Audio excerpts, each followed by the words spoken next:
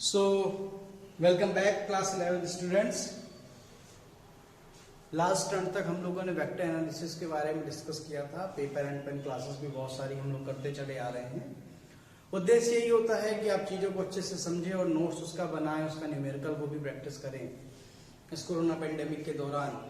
तो अगला जो हमारा यूनिट है वो है force and friction, and the first part of the unit is force and laws of motion. Already class 9th में इसके बारे में आपने कुछ चीजें पढ़ रखी हैं। द फर्स्ट क्वेश्चन आपका है कि व्हाट इज द फोर्स। ये भाई हमको बताइए कि फोर्स क्या है।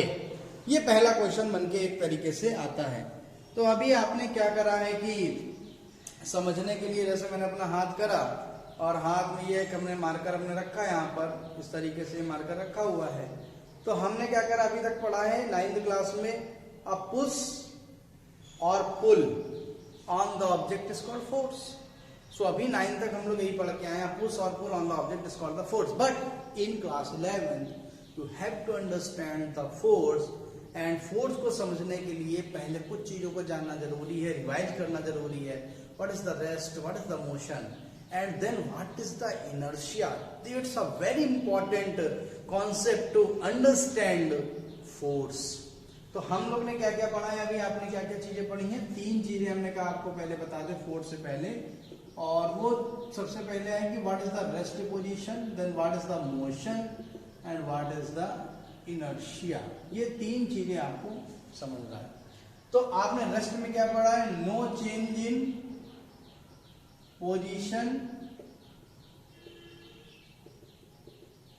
With time.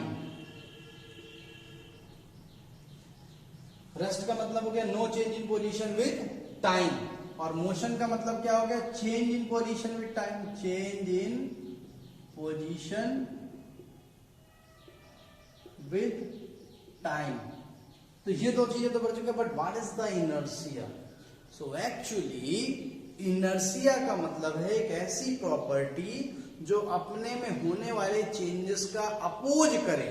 बिल्कुल वैसे ही जैसे कि अगर बहुत अच्छी नींद आ रही हो, बहुत ठंडा मौसम हो, अच्छा मौसम हो, और सुबह के समय आपको पढ़ने के लिए आपके पेरेंट्स आपको जगाने लगे तो आपको उठने का मन नहीं करता है। तो ये हमारी बॉडी की अपनी इनर्शिया है। सिमिलरली इनर्शिया क्या है, inertia which opposes the change in anything. ठीक, तो इनर्शिया क्या है, the property of a body by virtue of it opposes the change in position. The change in position मतलब रेस्ट से मोशन में आने का भी अपोज करेगा और मोशन से रेस्ट में आने का भी अपोज करेगा। यानी कि what is the inertia. Inertia is the property किसी बॉडी की जो कि अपने में होने वाले चेंजेस का अपोज करती है। और फिर इनर्शिया को 3 पार्ट में डिवाइड भी करा गया है। इसी को 1, 2 और 3rd में आपको बता दूं। सबसे पहला आता है inertia of rest, inertia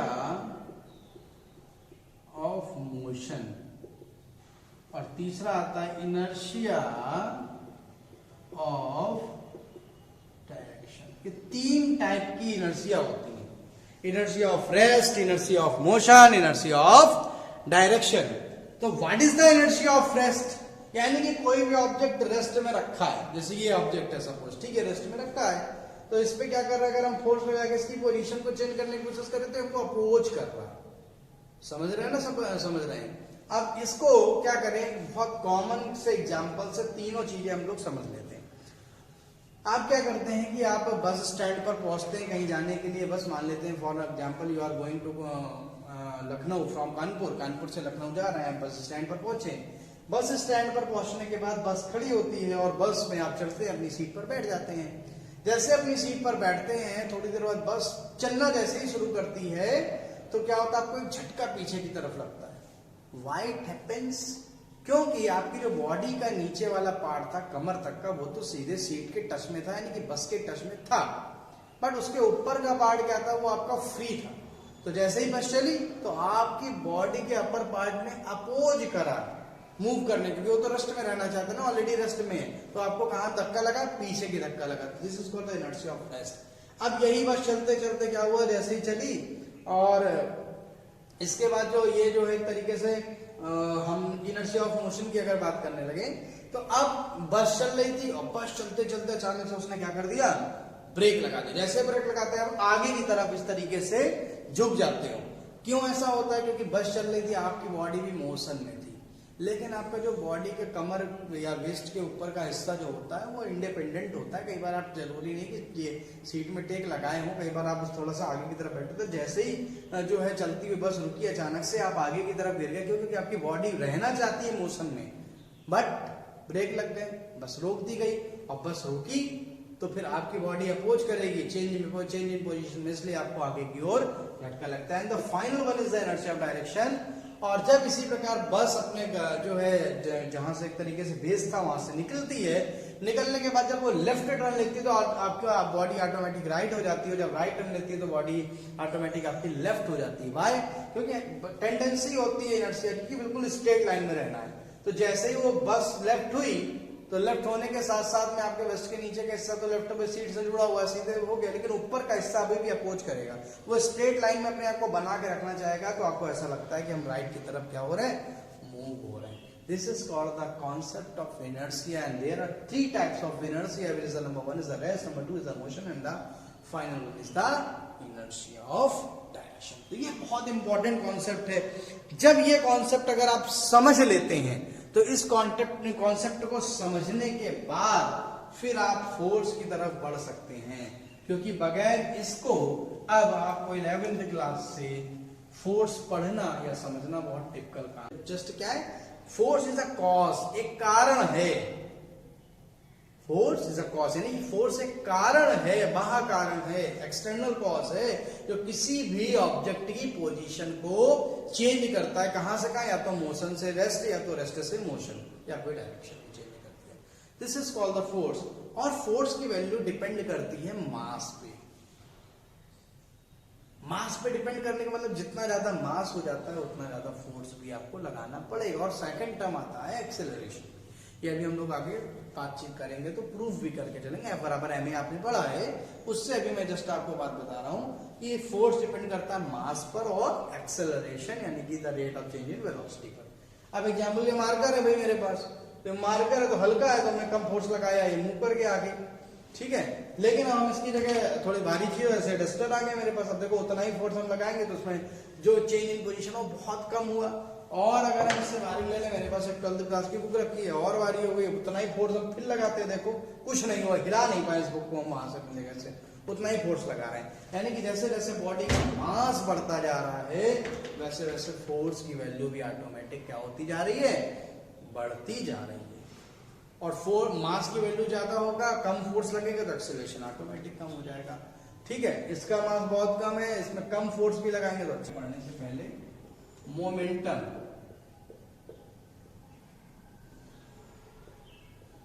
so momentum क्या है?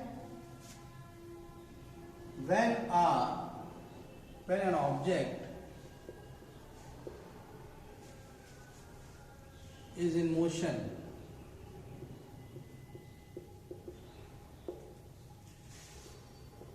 then the product of its mass and velocity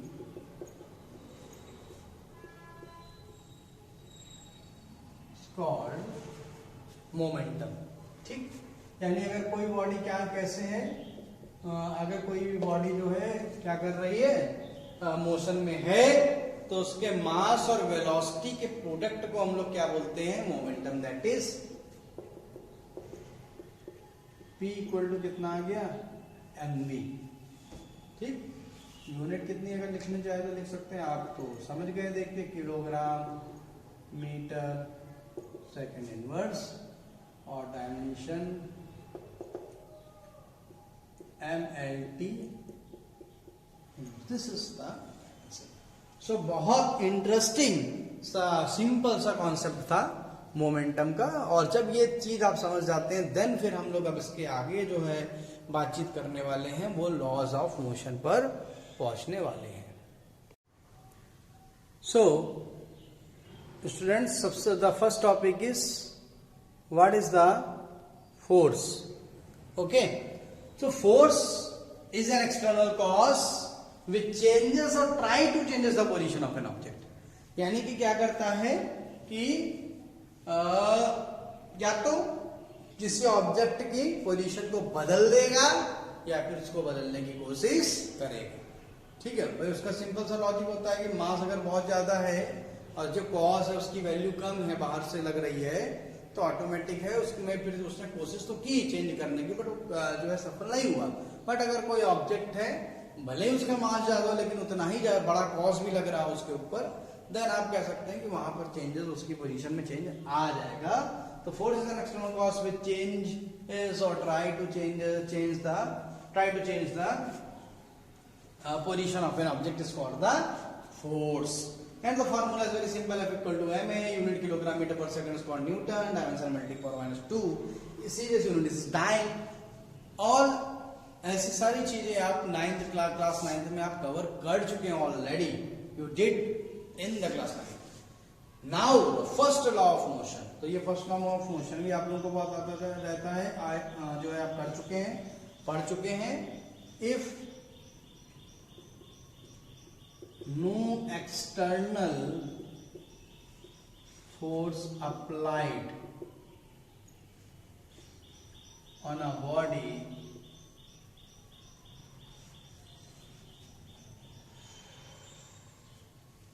then there is no change in position. अलग अलग तरीके से इलैबोरेट आप कर सकते हैं इसको। If no external force applied on a body then there is no change in position. यानी कि जब तक कि कोई फोर्स आप नहीं लगाओगे बाहर से, तब तक किसी भी बॉडी का जो है उसकी पोजीशन को चेंज करना नामुमकिन है, इम्पॉसिबल है। ठीक, तो F इक्वल टू आपने एम पढ़ा है, अगर मान लो कोई फोर्स नहीं लगाया और आप एम इक्वल टू 0 भी लिख सकते हैं इसको, since F equal to 0 no external force applied. ठीक है, तो अगर आप एम इक्वल टू 0 रख दे तो आपको मालूम मास कभी 0 नहीं हो सकता है, कभी भी किसी ऑब्जेक्ट का मास 0 हो सकता है। और A इक्वल टू कितना हो गया, 0 हो गया। तो A इक्वल टू 0 में दो पॉसिबिलिटी होती है। ठीक है, यहां से आपके पास दो रास्ते हैं। एक पहला रास्ता ये है कि इसको आप जो है यहां पर जो है dv/dt इक्वल टू, A का मतलब होता है dv/dt, सिंस आपको मालूम है इक्वल टू कितना होता है dv/dt, the rate of change of acceleration. ठीक है, तो यहाँ पर कितना आ गया, एक dv/dt, तो और आप इसको लिख सकते हैं v इक्वल टू कॉन्स्टेंट। ठीक है, dv इक्वल टू 0 हो जाएगा, dt मल्टीप्लाई हो जाएगा 0 से, इंटीग्रेशन करेंगे तो v कांस्टेंट हो जाएगा, 0 का इंटीग्रेशन कांस्टेंट आता है, यानी कि वेलोसिटी कांस्टेंट रहेगी। वेलोसिटी कांस्टेंट होने का मतलब क्या होता है कि जो उस वेलोसिटी से जो चीज चल रही है उसी वेलोसिटी से चलती रहेगी जब तक उसे कोई फोर्स लगा के रोका ना चाहे। ठीक है, और दूसरी कंडीशन क्या है, दूसरी कंडीशन में v सीधे 0 हो गया, a 0 यानी कि b 0। ठीक है ना, वही वाला कॉन्सेप्ट आप लगा सकते हैं, जो है बहुत सिंपल सा कॉन्सेप्ट लगा सकते हैं कि जो है v/t अगर आप कर लीजिए, ठीक है, डेल्टा v/Δt कर लीजिए, डेल्टा v इक्वल टू 0 हो जाएगा। डेल्टा v का मतलब होता है v माइनस यू, मान लेते हैं इनिशियल ऑफ वेलोसिटी 0 थी तो v 0 हो गया, यानी कि फिर या तो रेस्ट में है कोई, तो रेस्ट में हमेशा बना रहेगा। This is the first law of motion, and because of the first law of motion life exist.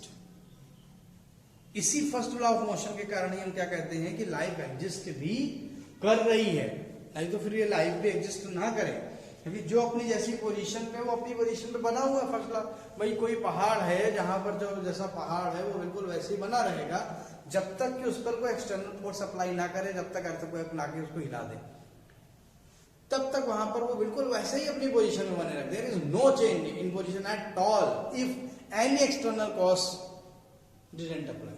अगर जब तक कि कोई भी एक्सटर्नल कॉस्ट हम नहीं लगाते हैं, नहीं अगर हमने लगाया है, तो वहां पर कोई भी चेंजेस नहीं होगा। और आपके घर के भी सारे सामान आप देखिए, जो चीज जहां फिक्स है वहां तक फिक्स है, जब तक कि उसमें कोई बिना वजह का धक्का वक्का आप नहीं लगाकर उसको बदलते हैं। तो वेरी इंपॉर्टेंट ये फर्स्ट लॉ ऑफ एक तरीके से है, जो मैक्रोस्कोपिक वर्ल्ड है हमारा, बहुत बड़े स्तर पे हम सारा वर्ल्ड जो देख रहे हैं, वहां पर इस लॉ का बहुत ज्यादा महत्व है।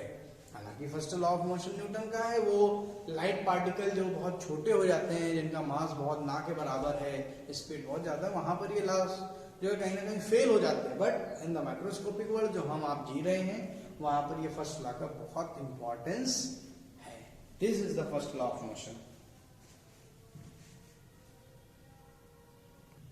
So students, this is the second law of motion. ठीक है, तो मोशन का ये क्या है, आपका जो सेकंड लॉ है और बहुत इंपॉर्टेंट है, the rate of change in momentum is equal to the applied external force. यानी कि जब तक किसी बॉडी में आप फोर्स लगाओगे नहीं, तब तक उसका मोमेंटम बदलेगा नहीं। That is F equal to DP by D. Small D का मतलब आप समझ गए, डिफरेंशिएशन से already motion in straight line वाले चैप्टर में इंटीग्रेशन और डिफरेंशिएशन आपने समझा था। यानी कि एफ इक्वल टू कितना हो गया, डीपी बाई डी। यहां पर आपने निकाली, ये फार्मूला है।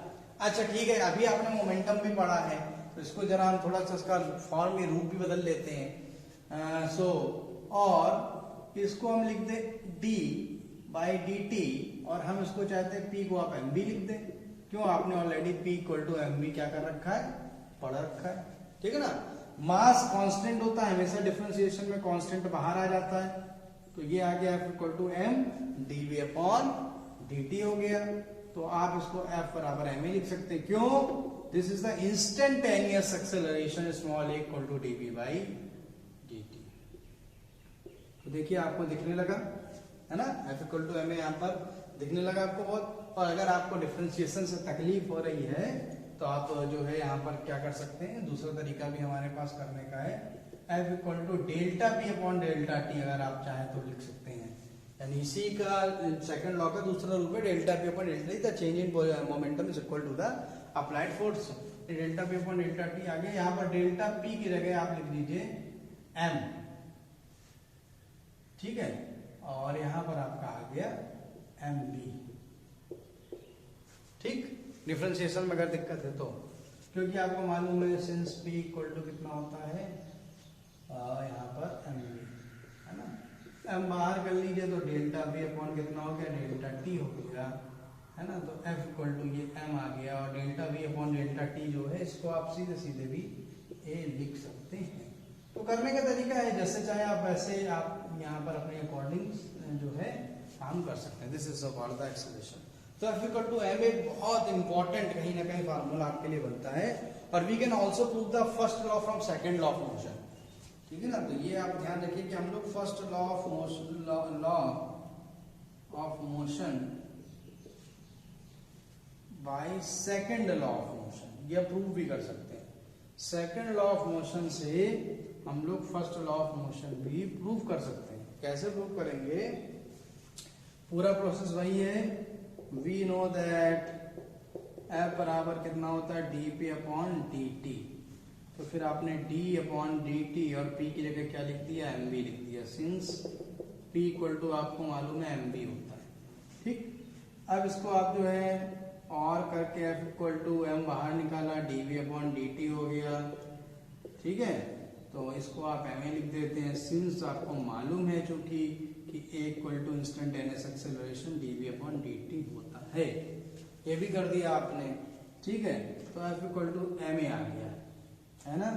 अब according to first law, according,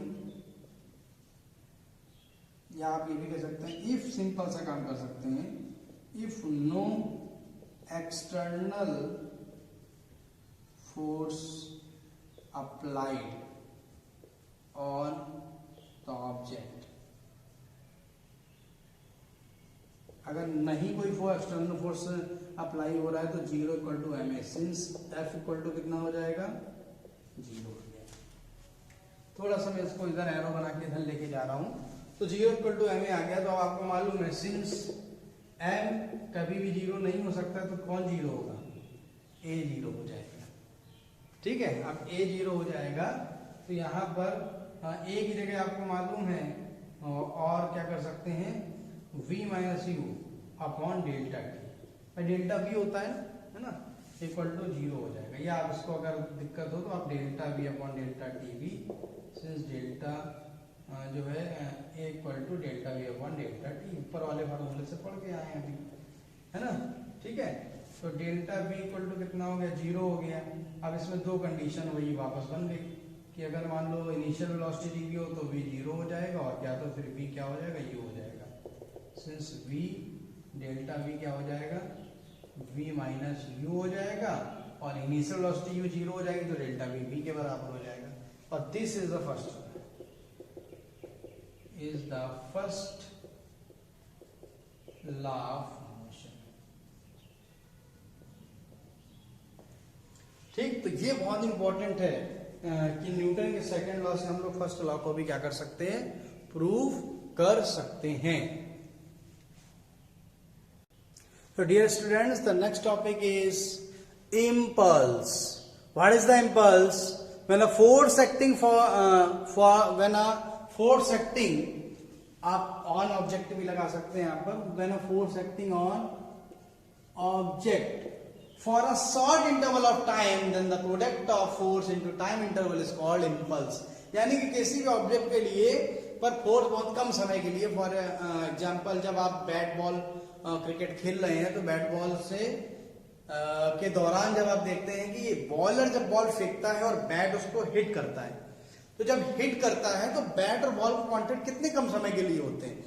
then ऐसे सिचुएशन में जब फोर्स बहुत कम इंटरवल ऑफ टाइम के लिए किसी ऑब्जेक्ट पर लगे तो उसको बोलते हैं उस समय product of force and time interval is called the impulse. Impulse को हिंदी में बोलते हैं आवेग। ठीक, तो this is called the impulse equal to F into delta T. अब इसमें थोड़ा सा एक और खास बात होती है कि जैसा क्या है कि बॉल है, मान लेते कोई फास्ट बॉलर बॉलिंग कर रहा है, वो 140 किलोमीटर पर आवर की स्पीड से बॉल को फेंकता है, और जैसे ही बैट उसको हिट करता है तो उसकी स्पीड क्या हो जाती है, चेंज हो जाती है। यानी कि पहले जो बॉल की स्पीड थी और जो मास था उसका प्रोडक्ट अलग था, यानी मोमेंटम पहले कुछ अलग था, बाद में हिट कर दिया जब उसको बॉल को बैट्समैन ने, तब मोमेंटम क्या हो गया, कुछ अलग मोमेंटम हो गया। सो दोनों देखिए मोमेंटम कहाँ पे क्या हो गए, दोनों मोमेंटम अलग अलग आपके हो गए, यानी कि मोमेंटम में चेंज भी आया, यानी कि इंपल्स का relation momentum change in momentum से भी, और कैसे है वो अभी हम लोग देख लेते हैं यहाँ पर। ठीक है ना, वी नो दैट F बराबर कितना होता है ma।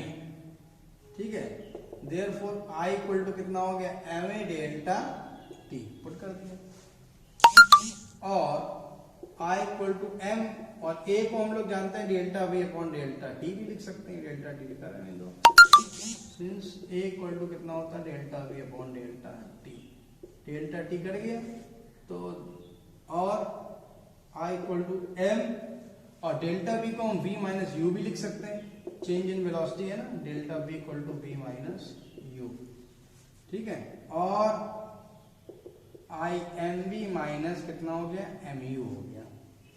ठीक है, यानी कि और इसको करके आप I, और इसको लिख सकते हैं आप pf final momentum minus initial momentum pi, है ना, यानी आपने लिख दिया pf इक्वल टू mv और pi इक्वल टू कितना हो गया mu।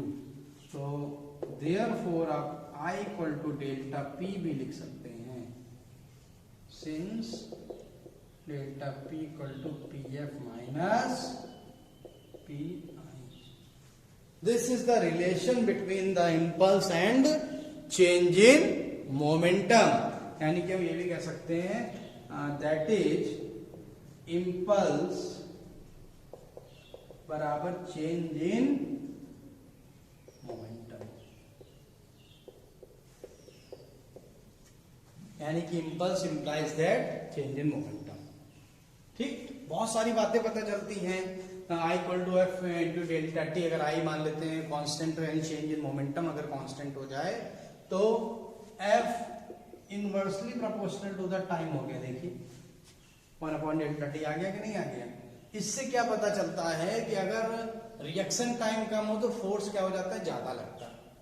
रिएक्शन टाइम जितना ज्यादा होगा फोर्स का इम्पैक्ट उतना ही कम हो जाएगा। बहुत सारी जगह देखिए, फॉर एग्जाम्पल जैसे अगर कहीं ऊंचाई से आप कूदते हैं और नीचे का सरफेस बहुत हार्ड है तो आपको फोर्स का इम्पैक्ट ज्यादा लगेगा। क्यों? क्योंकि जो रिएक्शन टाइम है, एक तरीके से जो टाइम इंटरवल है, हिटिंग का टाइम इंटरवल है, वो क्या है, कम होता है उस समय, ठीक है, क्योंकि बहुत सॉलिड जमीन है नीचे। लेकिन वहीं पर अगर आप सैंड है, जो रेत है, रेत पे कूदे, ठीक है, या मिट्टी भरी हुई है, वहां पर कूदते हैं जब आप, तो वहां पर डेल्टा टी की वैल्यू बढ़ जाती है एज कम्पेयर टू द पक्का सरफेस, है ना।